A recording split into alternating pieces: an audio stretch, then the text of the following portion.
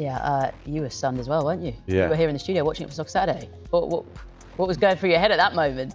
Got You were kicking a coffee over or something? Yeah, I did, guys, I did. Yeah, the table went. The table went. Yeah. I mean, wow. Disappointing to go 1-0 up so quickly in the game. This is my worry with Chelsea as a team. It's such a young team. Some days you have bad days at the office. Don't lose the football match.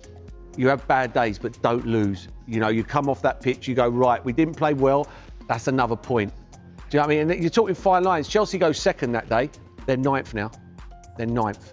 You know, so, you know, in a big game next weekend against Tottenham. So, for me, without that experience, I mean, that goal is such a bad goal. I mean, I dread to think what Gary Neville and Jamie Carragher would say about that goal on Monday Night Football. Do you know what I mean? It was just so much wrong with it. It was scary. And that's the problem. Chelsea are becoming a cup team where they're so inconsistent, but they'll win cup games. And and that's the problem.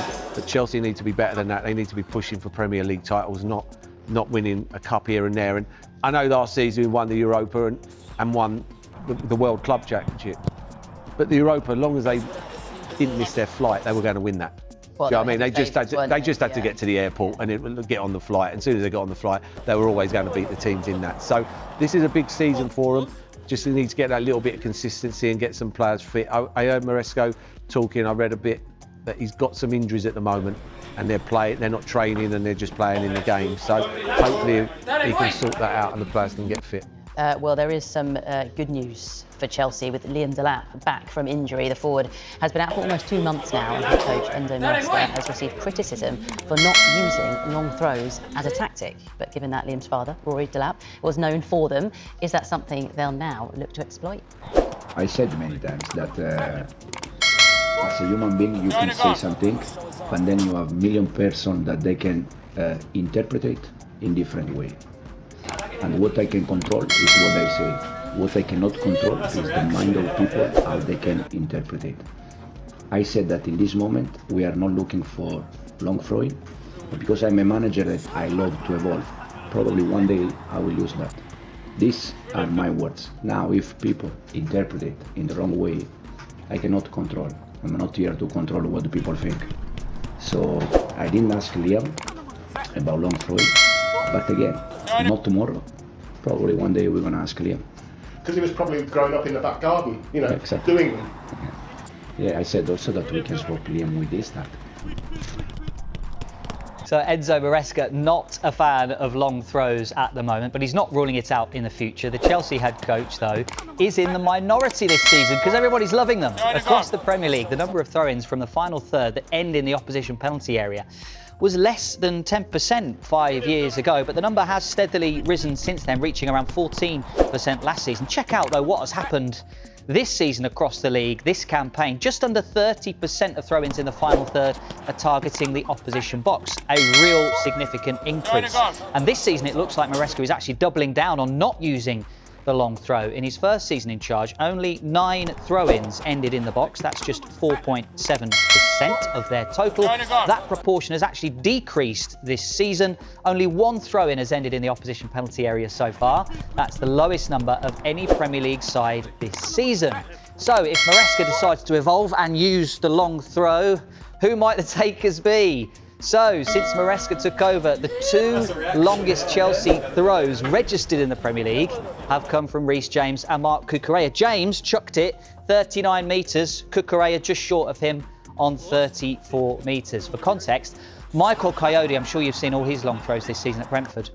He can absolutely launch it, 45 metres at least, really, with pace and a great trajectory as well. So, can Liam Delap do it like his dad? We found 4 examples of him taking throw-ins. Here he is, the first one at Hull City.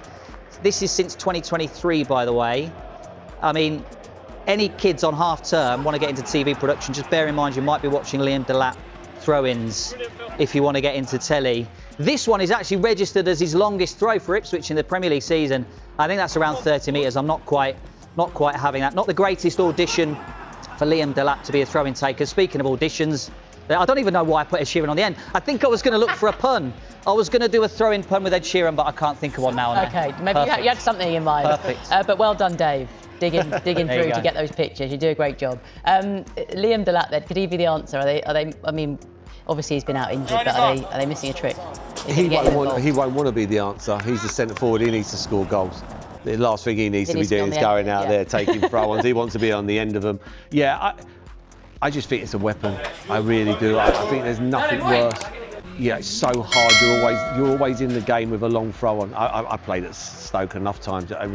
You had to come back. You had to defend it. You had to get back. So hard to deal with. Yeah, and him and the lad from Brentford, Delap and the lad from Brentford, they would throw it in. I mean, I'd done a Stoke game on Sky once against Hull. And the lad, reflecting the team's growing chemistry the goalkeeper and come hunger out to the hole secure to another kick it out vital for league victory. Throw on, and he stopped the ball and he turned around and kicked it out for a corner. Yeah, wow. Cooked it out, looked out for what his name? I played with him at Aston Villa, the goalkeeper. Yeah, Bale. Yeah, Mo was Bale, and he literally went to run out and kick it, and he stopped, turned around and kicked it out for a corner. Yeah, unbelievable. I think you might start getting that at Brentford too. The throw-on's that good. Yeah. You know, he can throw it on a sixpence and he throws it. Launch it. Yeah. Just back on Liam Delap then. I mean, how big is it is it going to be for Chelsea to have him back? Huge. I thought they struggled on Saturday. The Lagu, he played up front. He touched the ball about 8 or 9 times. He just gives you that in a way, what Gyökeres gives you at Arsenal. He makes runs, he occupies defenders, he stretches the game, you know, and he's a good player, but he's a battering ram as well, if that makes sense. You know, he's not scared. He puts himself about. He's a strong lad, and he's willing. He's always willing to go that way. He's not too fussed about coming short and getting involved. Yeah, the quicker they can get him back, the better. I mean, that's what they bought him for, to take Jackson's place. That's what Jackson was all about, and that's what they need with him. Because at the moment, you know, I watched Pedro at Forest the week before when they won, and they were a bit fortunate, Chelsea, that day, to be fair. I see him come from centre forward and come and get the ball for goalie. I mean, Chelsea don't want that. You need a player up there who's going to go that way, spread the game. Then, I think, you can see people like Pedro who will get on the ball playing in that 10 why Palmer's not fit. So, yeah, for me, got to get back. Right, let's just hear from Enzo Maresca again, who has hinted that there are likely to be a significant number of changes for their cup tie at Wolves. The reason why is because we need to rotate. We need to protect players.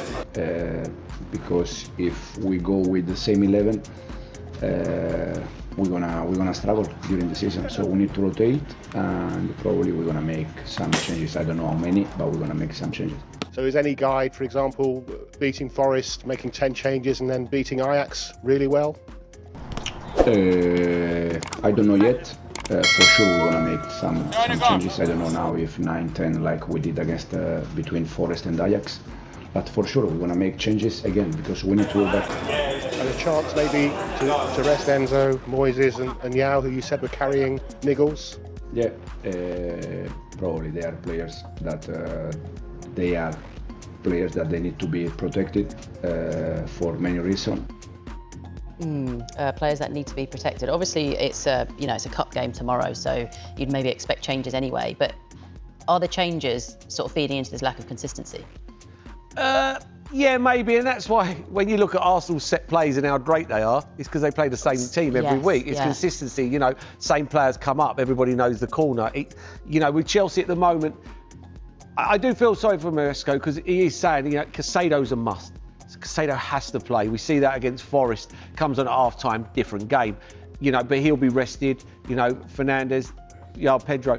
But yeah, it's that consistency. But at the same time, you've got to give these other lads an opportunity because they're not playing.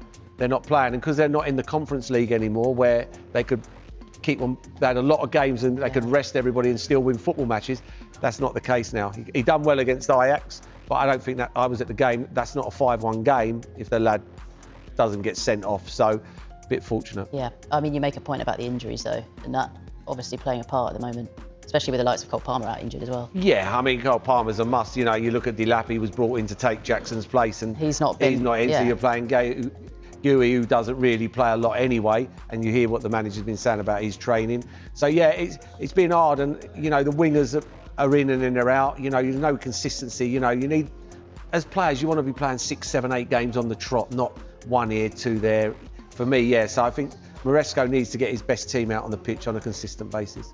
Right, that is Chelsea. Fourth round tie against Wolves tomorrow. Gary Cottrell is at the club's training ground for us. Good afternoon, Gary. It's a welcome boost for Enzo Maresca after that home defeat to Sunderland on Saturday.